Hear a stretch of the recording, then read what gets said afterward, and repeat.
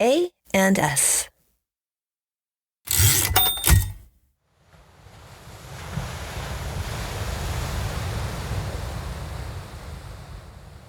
I imagine Mathias Nordvig at Viking camp as a not-so-small boy.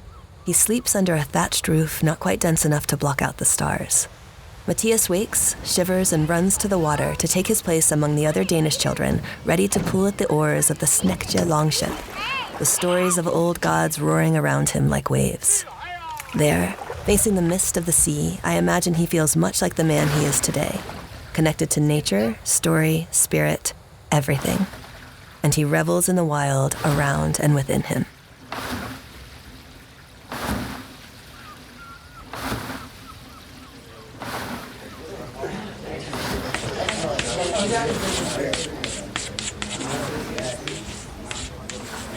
I can't imagine Mathias not making an impression on his students when they sign up for his class, Witchcraft and Magic in Scandinavia. A giant of a human who is covered in tattoos and full of endless history and lore, Mathias carries the now and the past in his every gesture and offering. As you will discover in today's episode, he's deeply committed to the care of all things, and he has an infectious way to point others, his students, metal bands, scholars, and now our listeners, toward ways to become better stewards of the earth. I can't imagine a walk among the rocks and the trees and all who live there ever feeling less than a sacred journey with him as your guide. It's a conversation that feels like a gift and the outset of a journey. On the Ampersand, we call this bringing together of the impossible the alchemy of anding. Together, we'll hear stories of humans who imagine and create by colliding their interests. Rather than thinking of and as a simple conjunction in that conjunction-junction kind of way, we will hear stories of people who see and as a verb, a way to speak the beautiful when you intentionally let the soft animal of your body love what it loves. As St. Mary Oliver asks, what is it you plan to do with your one wild and precious life? Oh, I love this question. When I'm mothering, creating, and collaborating, it reminds me to replace a singular idea of what I think I should become with a full sensory verb about experiencing. I'm Erika Randall. This is Mathias Nordvig on the Ampersand.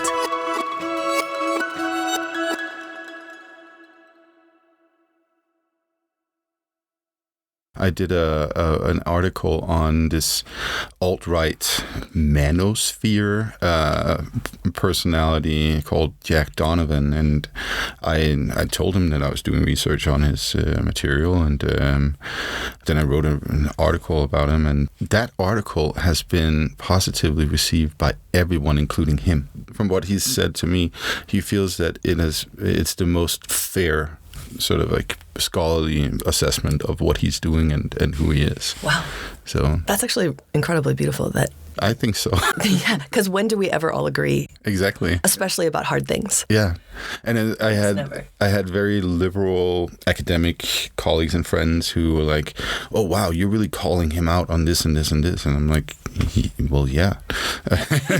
That's my job. Yeah. And he still felt like he was present in the conversation and not being attacked. Yeah, he felt that it was a reasonable presentation of how he's thinking. There are things that he was like, oh, I didn't actually realize that that's something that I was doing or incorporating, but otherwise, yeah. So can you point back? I just want to, because in all the information that I read about you, and then we see a lot of iconography and of the worlds of, do we want to say Norse? What is the primary language that you would use that gets usurped by alt-right when talking about your area of research? Well, I mean, what we have is this set of texts, literature telling us about Nordic mythology, right? Mm-hmm. Primarily written in Iceland, but otherwise some of it is also written in Denmark in the medieval period. And this is a retrospective type of literature. They're looking back on, well, what existed in the Viking Age and before that. Yeah, because it's badass. Well, is this why people are looking back all the time? Not just people who are hailing from this land, but it's I love the stance that you're doing. I mean, there's definitely a lot of people who are like, oh, this is badass nowadays. Back then in the medieval period, it was still cultural currency, even though people had converted to Christianity. It was still really important cultural material that told these people in Scandinavia something about who they were. But then the appropriation into the alt-right world. Yeah, so what happens next, right, is that we have a lot of historical interest at different times after the medieval period, from the 1200s and onwards. In the 1600s, we have a lot of scholars in Sweden and Denmark who are very interested in this, and this has everything to do with propaganda, actually, and the emergence of nationalism in Scandinavia, where, Denmark is one empire, it's a conglomerate empire with Norway, Iceland, and then you have Sweden, that's another empire, conglomerate empire with Finland, sometimes Estonia, parts of Poland, and even parts of Germany, and they're rivaling. And so the scholars are trying to come up with explanations for why they're the coolest. And this is where you get Vikings doing mushrooms. Whoa, from this? Yes. So what you have is a Danish scholar who writes a treatise, a long academic treatise on just how badass Danish warriors were back in the Viking Age. We were cooler than your warriors. Absolutely. Better T-shirts, like cooler hair. Exactly. Yeah. And so this is where this idea that the berserkir, these like bestial warriors, comes into play as warriors who probably do some kind of drugs, and that's why they're bestial.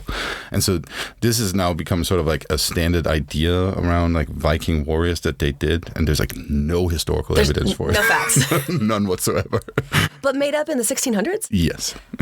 So there we go. Just a bad Wikipedia page in the 1600s. Yes. Yeah. No. So, and then what you have right from that moment on is this link between national identity and the Viking Age, Nordic mythology, and all that stuff, and that then becomes useful in different groups that have very distinct political aims. Mm-hmm. And this is where you also see it coming into the alt-right, just like you do with like Greek history and Roman history as well. I think with the alt-right, they're very focused on what it means to be a man. And that's the connecting point. So they look to these old kind of hyper masculine. Well, they are hyper masculining it. They're they're verbing it into hyper masculinity. Yeah, but I mean, back then it was a mode of existing. It's just how you had to show up. Yeah, and especially I would say warrior ideals, right? Mm-hmm. And not necessarily something that any man would consider being a man, really. Mm-hmm. So that's also important to consider, that a lot of the material that we have from that past has something to do with elite culture, with warrior culture, not with everyday culture. So we have 10%, and the rest, like the 90% of the population, we don't know much about what they did and how they thought. But you do. I try to figure it out. At least. Yeah. So you don't just stay in that realm of the warrior. So I love that our conversation we just went right in. Hi, Mathias. Hi. I'm Erika. This is perfect for us because the first time I ever met you, I told you I loved you in Danish. So this is just like us to go right in deep. And the reason I told you I loved you is because it's the only Danish I know. Yeah. I love when we're sitting in a room face to face with one another, and I'm hearing these stories of these myths, and then you're kind of a larger-than-life human. Like, when you stand up, you would hit the ceiling maybe a little bit. Your tattoos make you look bigger. You are fitting in this room like this incredible giant who cares about the 90%, not just the big Viking story, and about the land as we walk on it. So you're doing this beautiful translation of kind of, you show up like someone who I might think is going to just tell me about swords.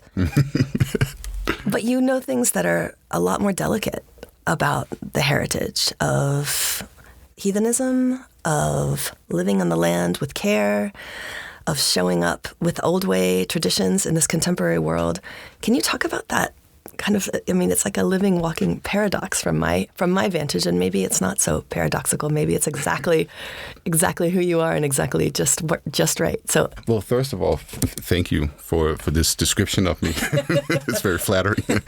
Yeah, well, I think like so many other people, I've been through different kinds of transformations in life, figuring out who I am and what I am and how I am.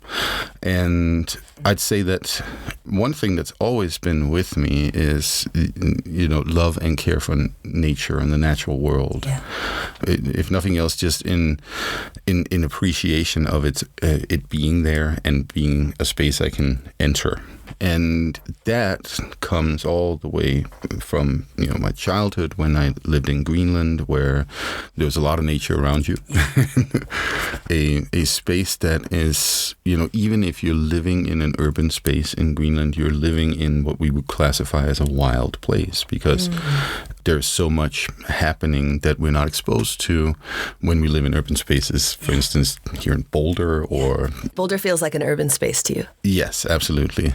And, New Yorkers would not tell you this. I know, I understand. But for context, the largest city I've ever lived in is Denver. I lived there for like 3 or 4 months. And, I'd been to cities with several millions of people in them before. But this was the first time I actually lived in sort of like a metropolitan area with a lot of people. And so, to me, that's, as soon as you have like a little congregation of houses, then it's a city. Then it's a city. So in Greenland, you can go forever. Pretty much, yeah. And as a child, you had free reign. You could just go into the world. Yeah. I mean, we grew up with hunting and fishing and, camping out there in what we classify as the wilderness. And the reason I use these roundabout ways of talking about it is because I don't consider it wilderness in that sense. No. I don't want to make that distinction between civilization and nature, or civilization and wilderness. I don't like that distinction, because it alienates that world from us, and I think that's really generally problematic. Yeah. So the term wilderness for you is... It's either something that gives us an idea that it's dangerous, or allows us to romanticize it to an extent that's, I would say, is not appropriate. Yeah. And that comes from my perspective that, well, everything in existence belongs to a kinship with us. So we are, related to all existing entities out there.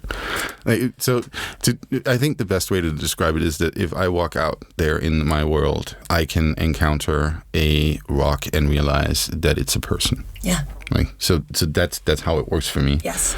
And so that means that going on a hike in the Rockies is similar to taking a walk down the street, right? You're running into people. They're people, yeah. You're running into, but you're also walking on them. So what do? Are you like, sorry, love you. How are you? Like, because that can be a lot. I think about that when I'm very connected to the anthropomorphizing things, partly maybe from like this spirit space, but also because I can't imagine that I'm more important than these other things are. But it can get exhausting. Like for you, do you have that energy that like, I don't feel like a guest. No, you feel... I feel like, generally, I would say that I feel like I belong. And so... and I totally understand that, like, moral conundrum, right? Of walking on your friends. Yes. And I would say that, in what I classify as the animist perspective on the world, relationality that you establish with these different entities out there doesn't necessarily preclude that you can be mean to them or you kill them, right? This is ultimate anding. Yeah, I guess. This is extreme. But I hear you, yeah. And that's what it really comes down to is to maintaining balance between yourself and that community of other than human beings out there.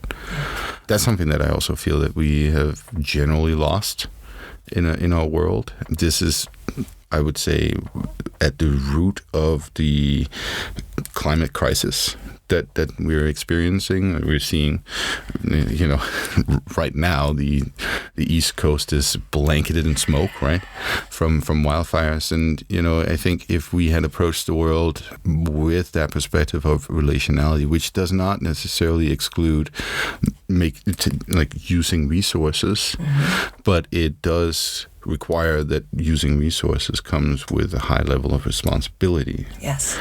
And so if we had approached the world like that, then I think that we would probably be in a better place. Yeah. Yeah, and so when you're living in a city in this modern world, a city like Boulder, which to some is a hamlet, but is a city, how do you stay connected to the wilderness of, and tell me if I'm not supposed to say it that way, but I'm thinking of the wilderness of, and I'm collecting you inside of that, that you are not separate from. How do you find ways to get out in? I know that you don't live in town, you live out in the world, but when you're if you were walking down Pearl Street, do you still feel the trees that are down the center line as much as the people, as much as the buildings? Is it an always and? I would say so. Yeah. They're always present. At earlier times, I've been thinking about, what is the situation of creating an urban space? Well, if you look at the way that we have paved over to make parking lots and strip malls and that kind of stuff, you could consider that a type of violence. Yeah. Violence that is directed towards a space, and it was once a natural space. Yes. And then it became that, whatever we want to call that. And so what you could expect to find, if you look at it from the spiritual perspective, just like with humans, what you can expect to find is broken spirit. Right? Humans that have been subjected to violence, whether physical or psychological, mental violence, right? They also have been broken to an extent, right? And so what humans need in order to come back from that is care. Right, and in the same way, these spaces that have been subjected to our quote unquote civilization violence, right? They need care as well, right? Ultimately, what we're living with right now is a world where few people have shown care, and we need more people to start caring. Yes. And you have found the vehicle for your caring is going back into the roots of yourself, your life, your family. Even though it sounds like you could be an environmental scientist, you could be an urban architect, you could be and you do write children's books. I mean, that there are so many ways to get at this kind of care. But did you find yours in the classroom or through this particular study because of the going into the self or into your history? Or are you looking at it from a psychological perspective or from this historical where anger has been held in the stories of? Social, cultural, historical, psychological, mythological, the whole, right? And what I'm familiar with when it comes to going to the roots, what I'm familiar with as an alternative way of thinking about the world and an alternative way of understanding your place as a human in the world is this thing we call Nordic mythology. I like to call it the Nordic story worlds. Great, that's what I wanted from you. When that's the umbrella, the Nordic story worlds. Yes, and the reason I like to call it that is because mythology nowadays has sort of been merged with fantasy, and these story worlds were not fantasy to the peoples who used them in their everyday lives. I don't want to say believed in them because that's really inessential. What is essential is that back in the day, people walked around on a piece of land and told stories like these because they were meaningful to their existence in that plot of land. They serve the moment. They serve the moment, but this also served the relationship to the land. To the land. Yeah, the relationship to the rock, to the tree, to the bird, to the fish, to whatever animal would come there, and of course also to the family, right? So in that sense, these stories are expressions of our human kinship with the world. So if you could go back to any land in any time and really be in the world of it, you've been in it through artifacts and through stories and all of the ways that you've researched these worlds, where would you go? When would you go? Where would you go? Oh, I would stay right here. Oh. I'm sorry to say. Right here in this booth with me, right now? Well, yes, because this is my present moment. So, and the reason I wouldn't go back to something is because I have no like desire to enter another era and expect or with that desire does not come, or with the lack of that desire does not come an expectation that would function well for me, because I'm a human of this era. So that pulls me into that question about how you use these traditions in your life now. How do you navigate that, what you just said, and this notion of what works and what doesn't? Yeah, so it's a beautiful kind of thing to thread. So the thing is that, a story can be loaded up with, I don't know, swords and horses and carts and thatched roofs and I don't know whatever else existed in a space way back when. But that doesn't mean that story doesn't have what are essentially eternal truths in a way, right? Thatched roofs are not eternal truths. No, they're a result of the technological level that they were at, right? And that's why I wouldn't want to go back to anything, because I could probably do quite well in a hut like that, but not so much. No, see that's the thing. There's some people out here that wouldn't be able to do that well in a hut like that, and also, although I've spent a lot of time in my teenage years doing Viking Age reenactment and actually stayed in huts like that. You did? Yes. And tents. And were there dragons? There were no dragons, at least none that sort of like materialized. That others could see. Yes. But you fought them nonetheless. Yes. And, I've sailed on Viking ships and that kind of stuff. It was a lot of fun. But I don't know what that life actually was like. Like, I have an idea, but I don't know what it was like. And that's why I wouldn't want to go back. Yeah. So what I would like to do instead is I would like to take the wisdom that these people had back then and then bring it into our present. Because our present, when you look at it very broadly, it seems like is lacking a lot of wisdom. Yes. So living in a modern world with traditions is there's no odds there. It's just, you're not at odds with that. You just find different ways and the different things that you need. I think that's so beautiful, because for so many, I'll speak for myself, so many parts of me thinks, like when I was backpacking in Alaska, I'm backpacking in Alaska and I'm just really doing that and it's incredible. And I'm with bears and I can see, but to live in that world, how would I get my email done? And so I see them, like you were saying earlier, as separate. Mm-hmm. And that to pull them together and to realize that you don't have to just be hardcore in a hut to be connected to things that will then change your care for the world that you live in. Yeah, so, but you don't say that to the first day. You're not like, you're going to learn how to care. You just help them into caring. Yeah, I mean, when I teach a course like Scandinavian witchcraft and magic, what happens is quite often that I have a bunch of students in my class who expect that they're now going to learn what kind of potions. Yeah, they're definitely like the Hermiones of the world. Are they ready to get the truth? Yeah, so here's the way to gain riches is, of course, to make a potion with Eye of Newt and a bunch of other things. That's what they come in. Yeah, there are some who have that expectation, and then what I see once in a while in the FCQs is that they got disappointed because they couldn't make their roommate stop snoring. Exactly. I mean, there are actually we do read a bunch of stuff like that, like really curious spells and charms. But the whole purpose of the course is to teach them that this thing that they think is cool, witchcraft, right? And maybe with the Scandinavian part attached to it, like Scandinavian witchcraft being particularly cool, that actually comes from a long history of oppression. It comes from a long history of ostracizing different kinds of people at different times, and it's part of a broader movement of regulating the populations, right, in the 15 and 1600s. Were many of those female type folks? Yeah, so in Scandinavia is a little different compared to the rest of Europe, and not so much Denmark and Norway and Sweden, but Finland and Iceland. In Finland, you have 51% male victims of witchcraft hunts, and in Iceland, it's 99% male. Wow. Yeah, so that's an entirely different dynamic that's happening there.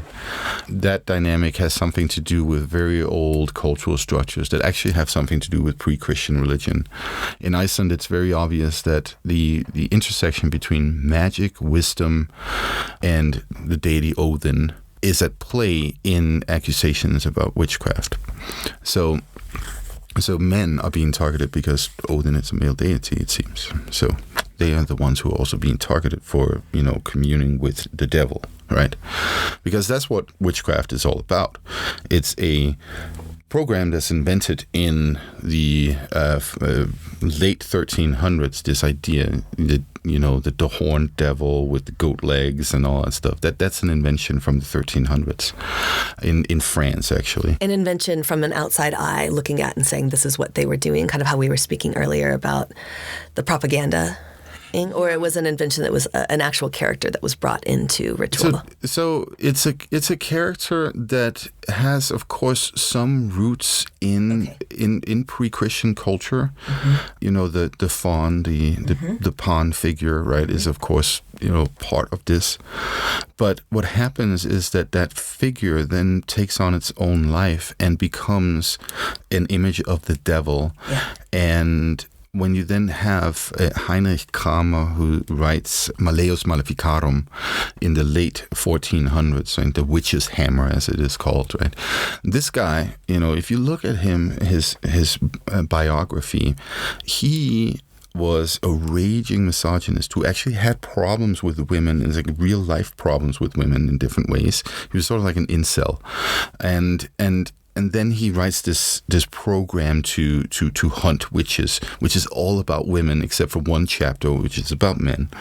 And he infuses it with this devil figure that he knows from this, he's operating in the area that is now Austria and Western Germany. And he has this much power, his language does. So what happened first was that he tried to pull this off in Innsbruck, the Diocese of Innsbruck in Austria, and the bishop there was like, "You're crazy, get out." The bishop called him out. Yeah, there were plenty of people that called him out, and then Heinrich went to, I think it was Mainz on the Rhine, right? And there he found a better opportunity for all of this nonsense, and that has something to do. But he stuck with the story. Yes. And the whole situation was that, in these bishoprics and other clerical districts in the Rhineland area, there was a lot of competition between the clerics. And so they could use this witchcraft stuff. This is what it comes down to, again, is this competition. Exactly. And using the stories, the made-up parts that are linked to Old World stories. And then that spread all over Europe and became a dominant language. All right, and then the Horned Devil and heavy metal music. Oh, yes, yeah. Okay. Talk to me about this, because you are an advisor to heavy metal bands, or are you?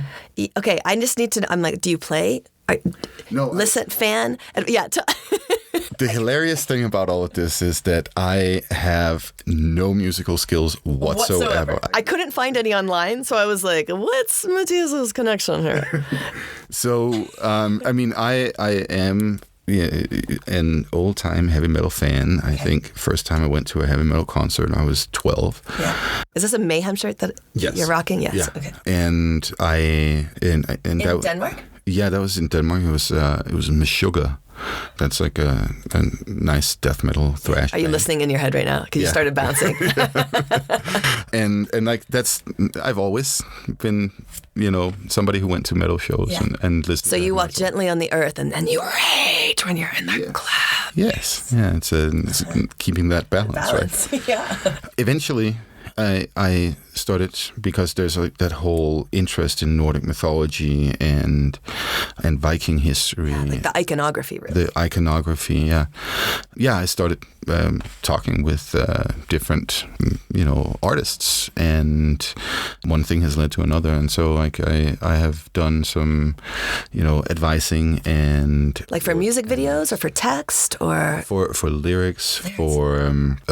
this isn't a heavy metal band as such. This is more like sort of a pagan ambient. It's very difficult to define this genre, but they mix traditional medieval music with modern music, cool. and called Faun. That's German. Sounds like modern dance from the 90s. There's some of that in there too. They asked me if I was interested in writing a little bit for a book that was coming out along with their most recent album, and I have done a little bit of in like social media stuff for another band called Vadrona from Norway, and sort of just because I've like made friends with various kinds of artists as well. This band Heilung, which is sort of like a Danish, German, Norwegian-ish band. Like their members are from everywhere, pretty much. Like there's somebody from France, somebody from Ukraine as well. So like you can't really call them a like this particular nationality band. Yeah, but they have a thing that connects them, which is that's like that. I would say pre-Christian history, not so much Viking, but they actually go deeper into sort of like Northern European history in that sense. But yeah, just because I know them and have hung out with them several times, I've also ended up having to help them when they've been playing here in Colorado, and also actually in Seattle. With a roadie? And just having to help them with like stage props, usually something made of bone. Yes, that's what we want to hear. Just giant skulls and stuff. Skulls and bones. Okay, this is a perfect time to come to the quick and dirty, the time when I ask you questions and you have to answer just fast. And you're going to put "and" in the word or between. I'm sure you've listened to our show, and so you know how it goes.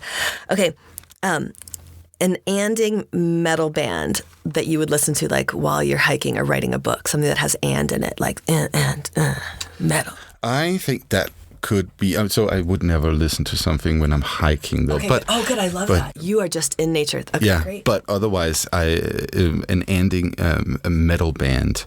Ooh, that's a tough one. I would say that would be, Mayhem. Yeah. But you got to say him and it's got to be like bone and skull. Like, you see what I'm saying? I know this is the hard part of the game. Yeah. The problem is I'm so bad at remembering names. So all that. So make one up. Make up the best bad metal name that has "and" in it, like bone and skull. Well, dragons and screaming. Hellfire and beer. There you go. Okay. A Danish food combination that is not boring to you. A Danish food combination that's not boring to me. Well, that could be leverpostej and røget sild. And that would taste like? I can assure you that no American would like it. Okay, tell me what it is. So leverpostej doesn't really have a good translation. It's kind of like a liver pate, but it's more like haggis. Yep. And I have really met nobody outside of the Scandinavian realm who likes it, except for like an odd German here and there. Then røget sild is smoked herring. And so if you combine these two, it becomes weird. And becomes amazing. I think so. Yeah. Okay, some Viking shows or movies that really needed your guidance but didn't ask. Well, the show Vikings and The Northmen. Really? Okay. Yes. They need some of you. Okay. The best kind of Old Norse word that sounds like "and" or ampersand or is used as a connector, conjunction. Yes, andbyr. That sounds like "and beer." Yeah, it does, doesn't it? Say it again. Andbyr. Andbyr. Yeah, it means headwind. Headwind. Oh, I love that. This takes us perfectly into our blessing. If you were to offer a blessing up to any community, someone graduating, someone going off on an epic journey, whether that's getting married or into the wild, and it starts with and may you or will you offer to press? And may the land spirits lighten your path. That was Mathias Nordvig, assistant teaching professor from CU Boulder, on the Ampersand. For more of his work in Nordic studies, his podcast, The Sacred Flame, and other amazing things, check out our show notes. The Ampersand is a production of the College of Arts and Sciences at the University of Colorado Boulder. It is written and produced by me, Erika Randall, and Tim Grassley. If there are people you'd like us to interview on the Ampersand, do please email us at asinfo@colorado.edu. Our theme music was composed and performed by Nelson Walker, and the episodes are recorded at Interplay Recording in Boulder, Colorado. I'm Erika Randall, and this is the Ampersand.